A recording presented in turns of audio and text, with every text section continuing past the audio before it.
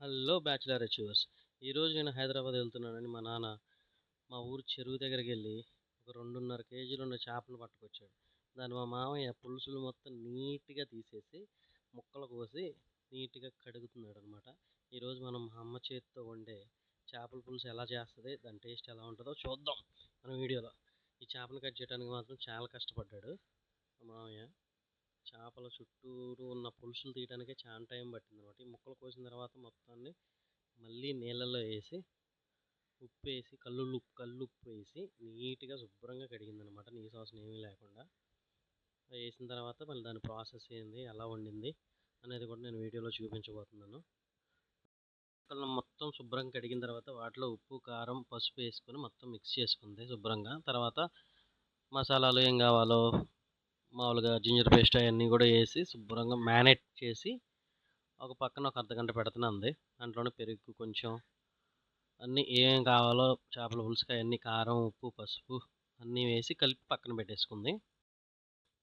మా అమ్మ అంటుంది, నువ్వు వీడియో తీసుకో, నన్ను ఎందుకు తీస్తున్నావు అంటుంది. అంత కష్టపడి వండుతున్నా, నీకు క్రెడిట్ ఇవ్వకపోతే ఎలా అమ్మా అని మా అమ్మని కూడా చూపిస్తుంది. మా అమ్మని నవ్వుతుంది పాపం. అమ్మలకి వంట చేసి మనకు పెట్టడమే తప్పితే, అది బాగున్నా బాగోపోయినా చిరునవ్వు తప్పితే ఆమెకు బాగుంది అని చెప్తే చాలు, ఇంకా ఎంత కష్టమైనా సరే నవ్వుకుంటూ చేసి మనకు పెట్టేస్తుంది. అమ్మలంటేనే గ్రేట్. నేను వెళ్తున్నాను అనేసి ప్రేమగా వండుతుంది. పులుసే చేయమ్మా, ఇంకేం వద్దులేనంటే, ఎందుకు నాన్న ఇట్లా ఒక 4-5 ముక్కలు తీసి ఫ్రై కూడా చేస్తా, మంచిగా అన్నంలో కడుక్కొని తిందువుగాని అనేసి ఆయిల్ పోసి వాటిల్లోనే కొన్ని సన్నగా కోపించింది అనమాట. అప్పుడు ఎందుకు కోపిస్తుందా అని నాకు అర్థం కాదు. తీసి వాటిని ఫ్రై చేస్తుంది నా కోసం, మా నాన్న కోసం. నాకు 2, నాకు 3 అంట, మా నాన్నకు 2 అంట. వద్దులే నాన్నకు 2 నాకు 2 చేయాలి అంటే వినట్లా. నాకు 3 ముక్కలు, నాన్నకు 2 ముక్కలు. అది ఫ్రై తీసింది. డేంజరస్గా ఉంది కలర్ అయితే. తినేటప్పుడు ఇంకెలా ఉంటుందో చూద్దాం.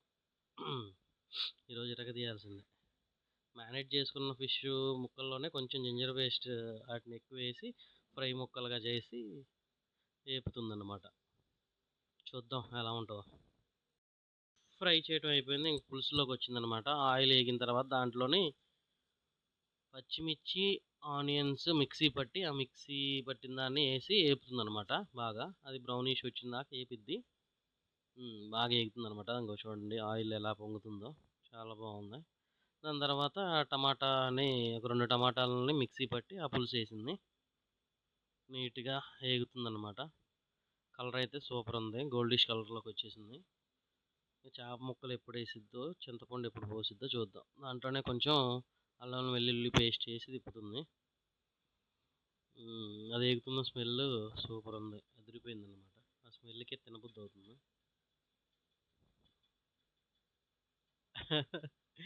మా అమ్మ నవ్వుతుంది. చాలా కష్టం కదా వంటగదిలోనే ఉండే పనులు చేసుకొని, తొందరగా కానీ అని అంటూ ఉంటాను నేను. ఓపికగా వాళ్ళు చేసి మనకు పెట్టి మనం తిన్నాక మన కళ్ళలో ఆనందం చేసి నవ్వుతారు. నిజంగా అమ్మలందరికీ ఎంత చేసినా మనం రుణం తీర్చుకోలేము.